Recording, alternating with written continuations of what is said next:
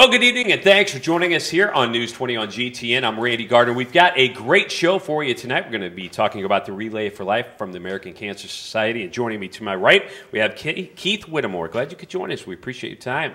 Thank you, Randy. Keith, you're the event leadership for the Relay for Life. Yes, I'm working with a really good team. I have the opportunity to do the logistics side of it. So I'm the guy who's supposed to be doing the things behind the group, so when everybody else gets up there and does their thing, it's ready for them. All right, and to your right, we have Laura Ozenkoski, the manager for the Relay for Life. Glad you could join us here on the show, too. We appreciate it. Thank you, Randy. Many people are probably asking, why in 20 years are you now using a handheld mic at the news desk? But you know what? Sometimes technical problems happen, and you are forced to do what you have to do to make the show go on, right? Correct. All right. Keith, let's talk a little bit about your involvement and what it means to you and how you got involved in the Relay and the Cancer Society in the first place.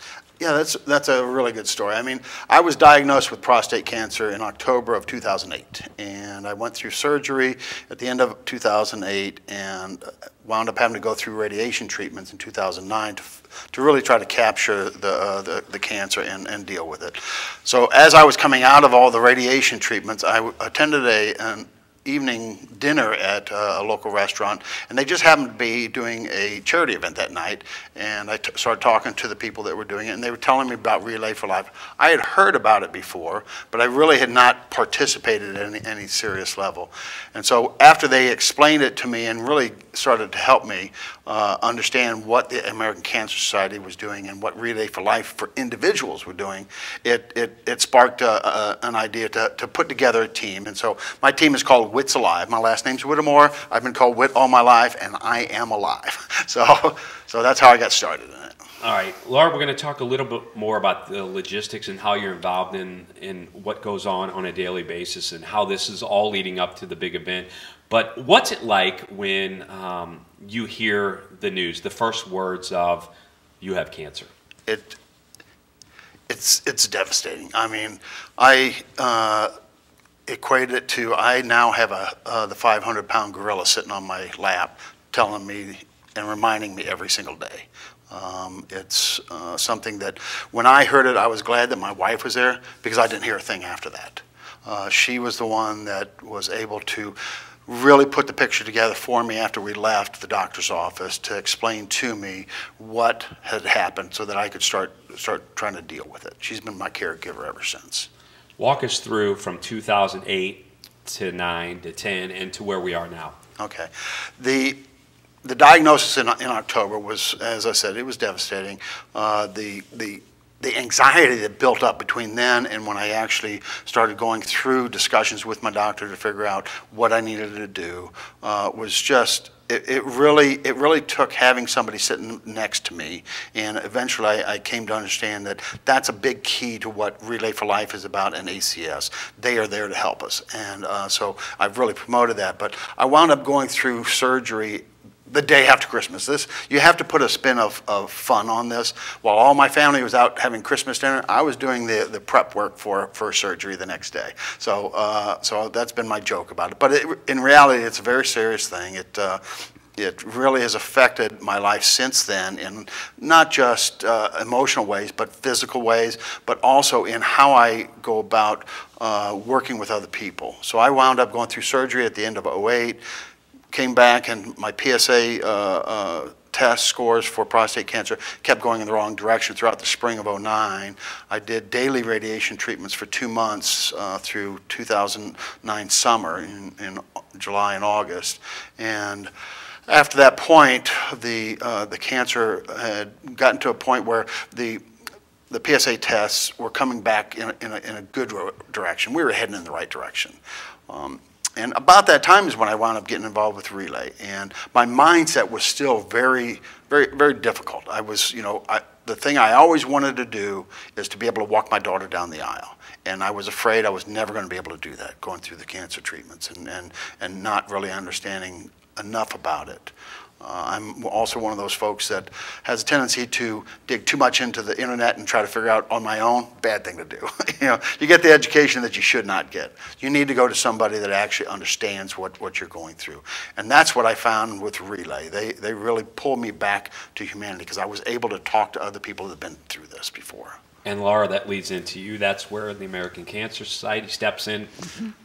Keith talked about that website, and we've talked through the years all the time about if you want correct information, go to the American Cancer Society website, pick up the phone. There's always somebody there to talk to.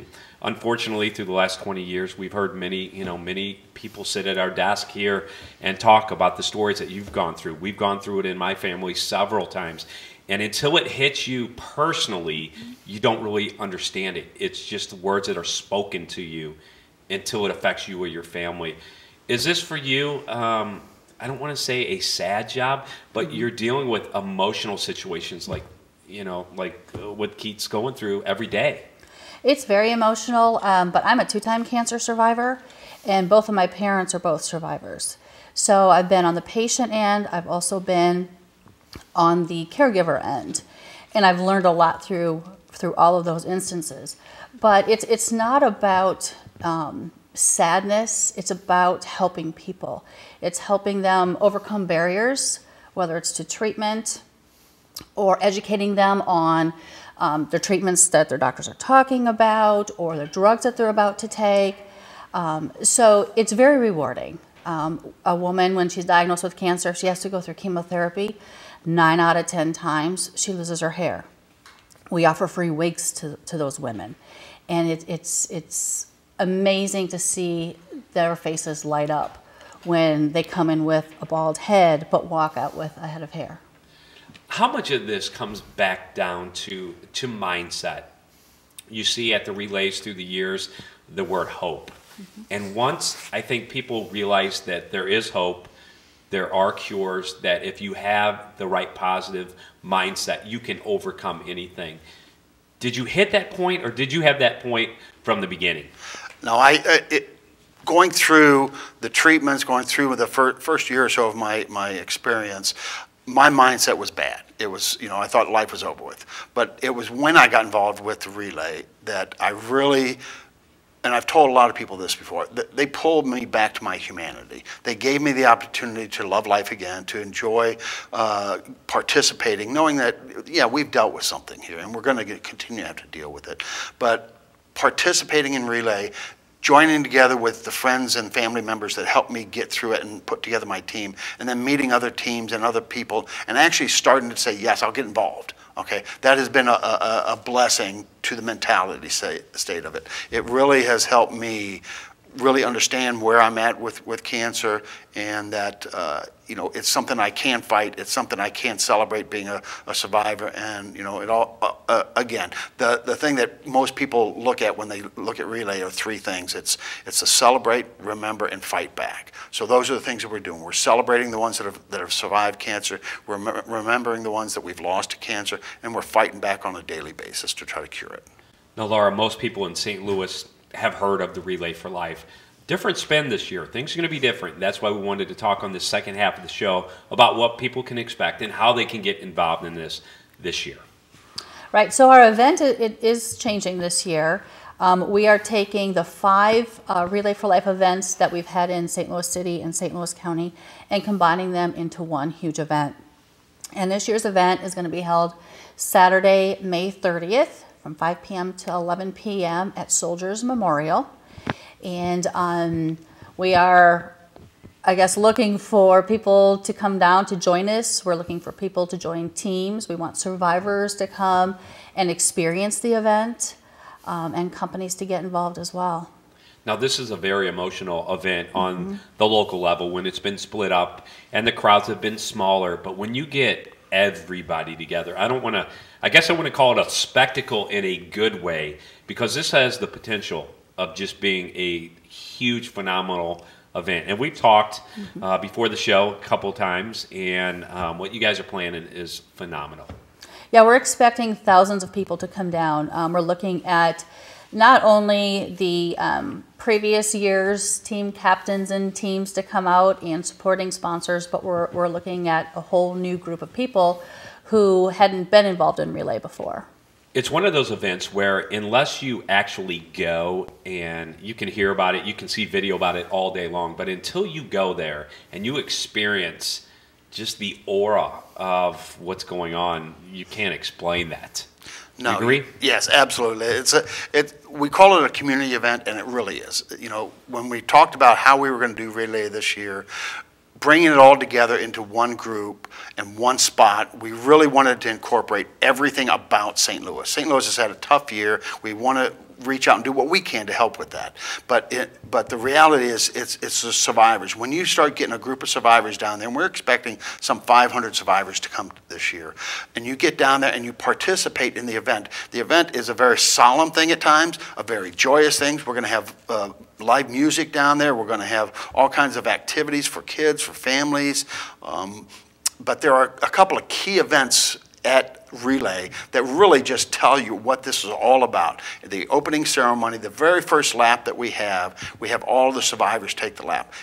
They're all dressed up in their purple, you know, shirts with Survivor on them, and it's just a very joyous time. And then towards the end of the night, we do what we call a luminary, and we have a candle in a bag that you can buy to help raise funds, but you get to celebrate somebody that is with you still and remember the ones that you've lost. And we put the names of those loved ones on these bags, and we line the track. And we're expecting thousands upon thousands of bags down on Chestnut Street this year to light the area, and we will be doing all kinds of really enjoyable things to make this a solemn time for us. But it's a total event of fun, celebration, fun activities for the kids. We want you to come out and enjoy it. It's not just going to be a lot of tears. We have tears, but it's not going to be just all tears. You look, we're almost in the dead of winter, if you want to call it right now, but the date of the event is just around the corner. How can people start getting prepared for this, and what should they start doing as their first steps? Well, first of all, I think people should go to our website, relayforlife.org/STLMO, and register their team.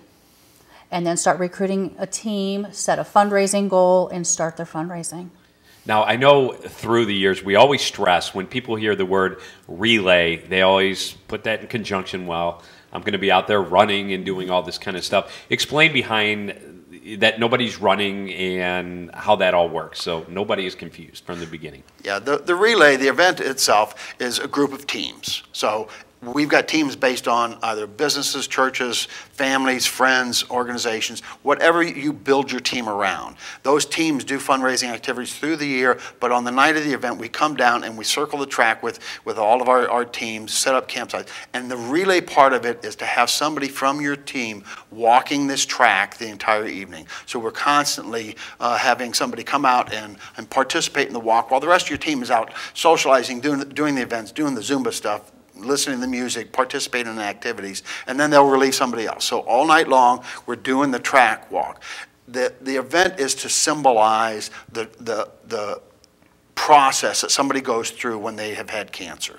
So throughout the evening, we try to do activities and include the relay walks and things to symbolize what a cancer survivor has gone through.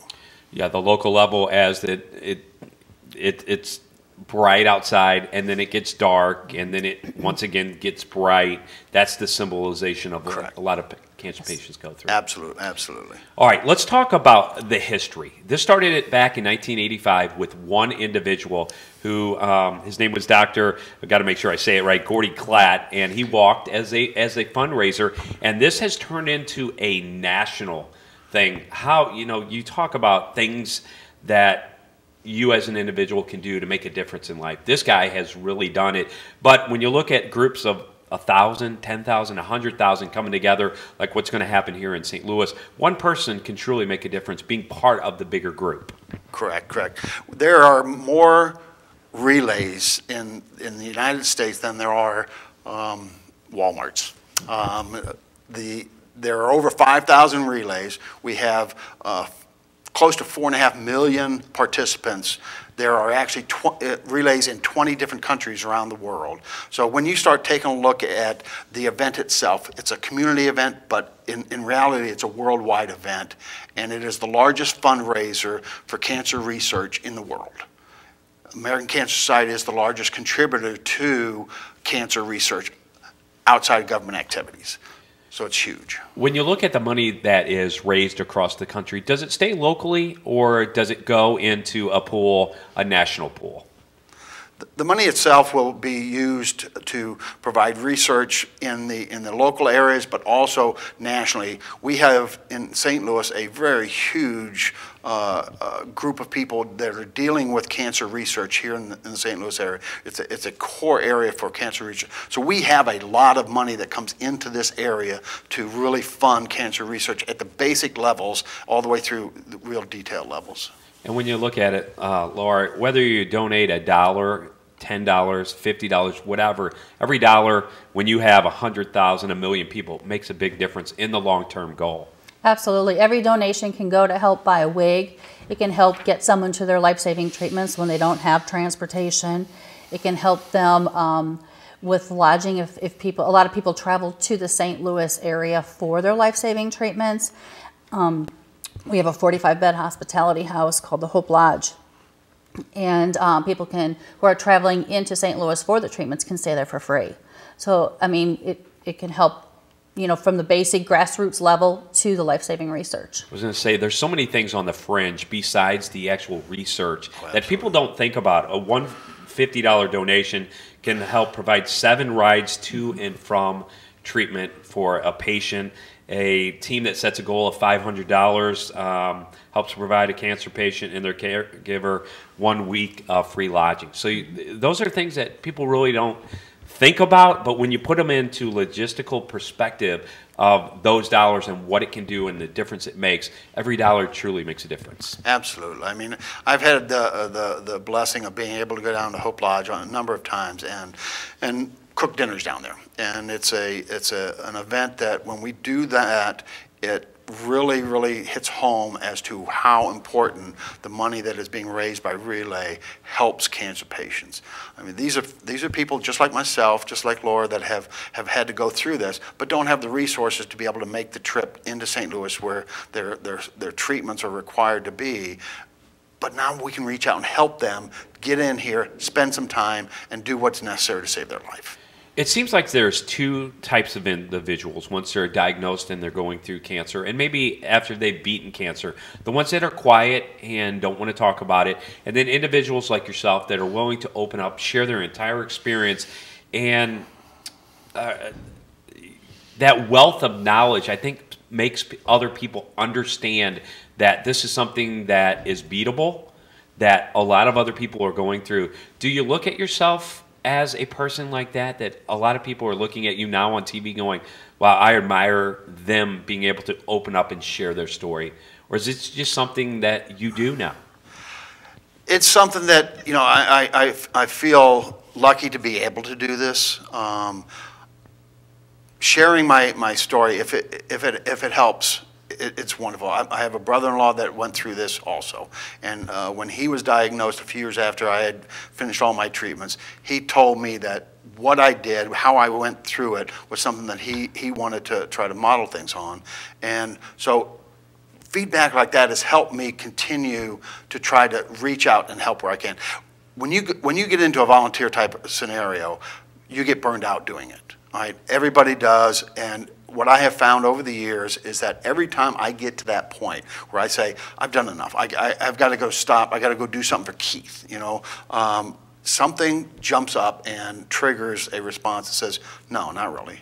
This past year I lost a niece, 36 years old. She died of melanoma. It went to her brain. We are dedicating this year's relay in our family to Robin. And so you don't have to go far to find a reason to come back and say it. So all those folks that are sitting out there that don't have the drive to want to be on TV, you know, it's a fun thing to be on TV, but the reality is come out to Relay.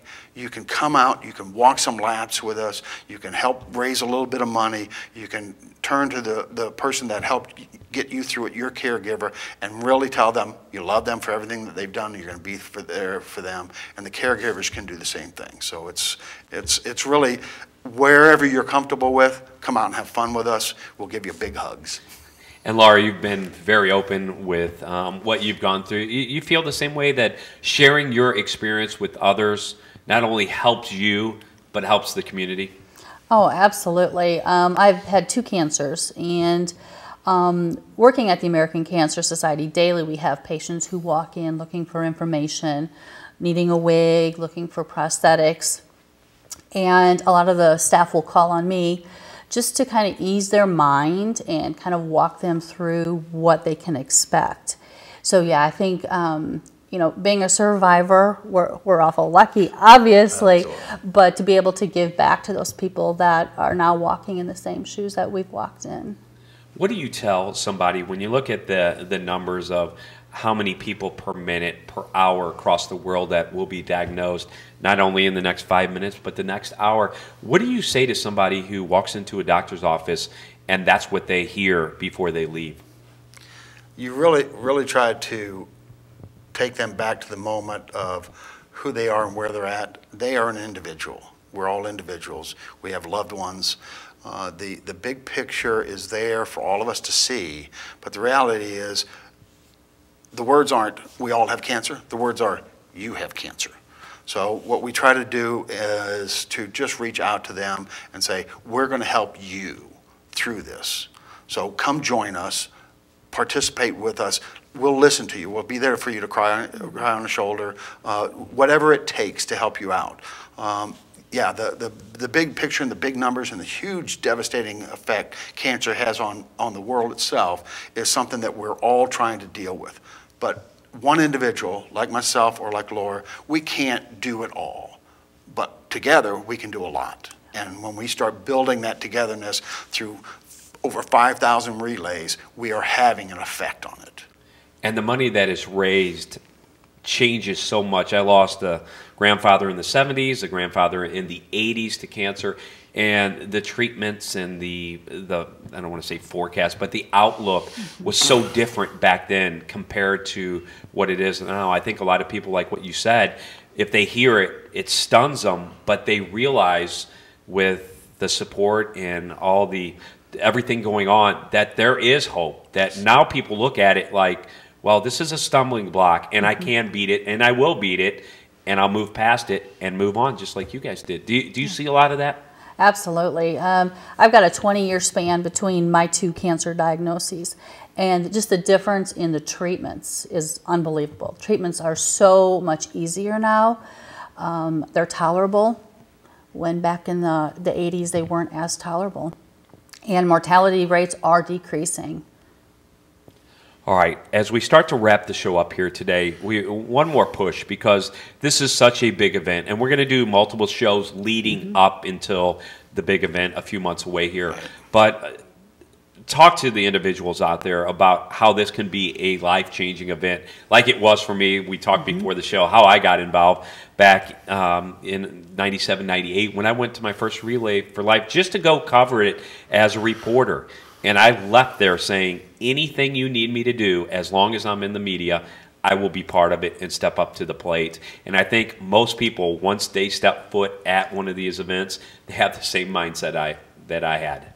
Absolutely. Once you have had the opportunity to hear those words, or somebody that you love has heard those words, it's an opportunity to reach out to each other and do something. That's the first connection, you and your loved one. To reach out to Relay is a way of really grabbing hold of your humanity again and coming back to it. It is the most moving event I've ever been to. I'm close to tears right now, just talking about it. You meet people that you would never meet in another situation in your life, and you find that they have a passion for life just like you, and you can build friendships and relationships that will last for a lifetime through this. And that's the key. It's a lifetime. It's more birthdays together. It's time for you and I to spend together, to come together and just really grab life again. Because when you've heard those words, you have cancer, you need a restart. And the restart for me and a lot of the people that I know that have gone through this and that participate in Relay was when they stepped up and said, yes, I'll participate in Relay. Come on, have fun with us. Cry with us, hug a lot, you know, but it's really something that can make life more bearable for you. And once again, everyone, that is going to be on Saturday, May 30th, 2015 at Soldiers Memorial Park. Laura, talk to us about how someone can find more information about this, and once again, how to even get that, you know, the whole progress of getting a team, or if you want to come out as an individual just to see what's going on, how do they approach that? Absolutely. We invite everybody to come out. There's no registration fee. We do ask you to pull together a team, but come down individually if you don't have a team. Go to relayforlife.org/STLMO, or you can give me a call at 314-286-8172. And once again, let's talk about the difference, because for so many years now, people have done the local community ones, and it's in their backyard, North County, South County, West County. This is going to be one huge event. Correct. This is going to be a change for St. Louis Relay for Life. I've participated in relays since my diagnosis, but I also participated back in the 90s when my kids were going to school. We had one of the children at school come through with cancer.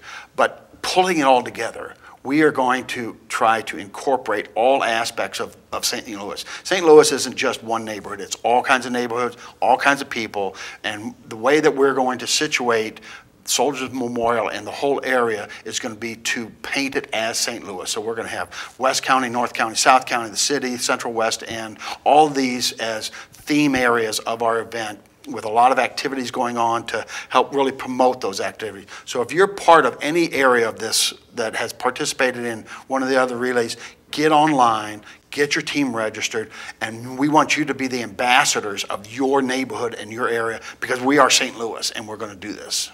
The other interesting aspect to the change will be that it will not be an all-night event. It will just go till 11 o'clock, which is a change for a lot of people. Sometimes that, through the years, I've heard is, well, it's tough with kids.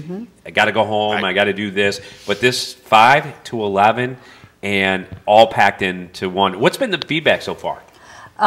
Everybody from our corporate sponsors to our survivors, to our team captains, committee members, they love it. They think it's just a great opportunity. It's a smaller window of frame, and like you said, they don't have to sleep overnight.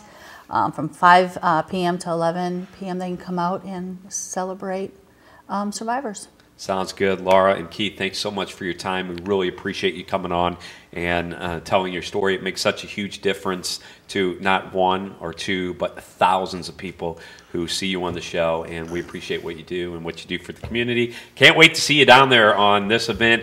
We might have to just bring the news desk down there and just roll it out and just do a big show with everybody in the background. I'm the logistics chair. You can work with me. I might not bring the news desk, but we will have our chairs, and we'll be ready to go, because this is something we wouldn't miss for anything. So keep up the great work. We appreciate it. Once again, Saturday, May 30th, 2015, Soldiers Memorial Park from 5 to 11. Thanks, guys, again, for being on the show. Thank you. Thanks for watching. We'll see you tomorrow night right here on News 20 on GTN. Have a great evening.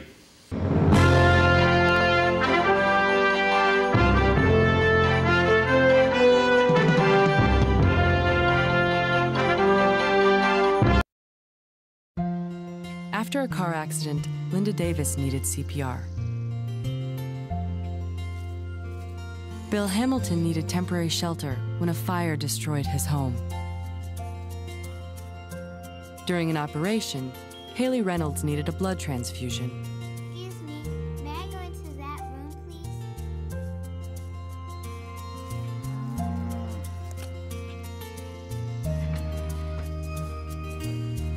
Next year, revenue growth again will be a focus. Top priority.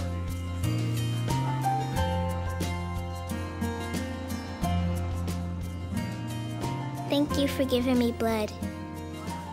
Thank you for giving me shelter. Thank you for saving my life.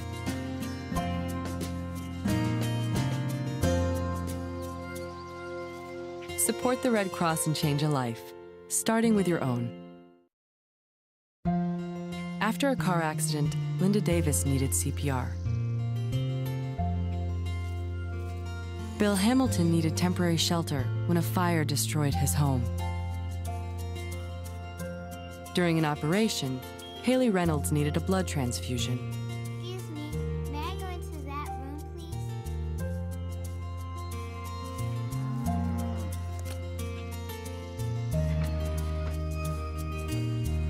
Next year, revenue growth again will be a focus. Top priority.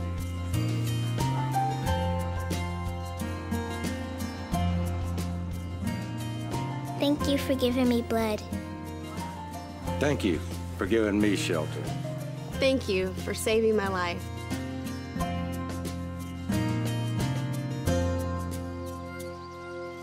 Support the Red Cross and change a life, starting with your own.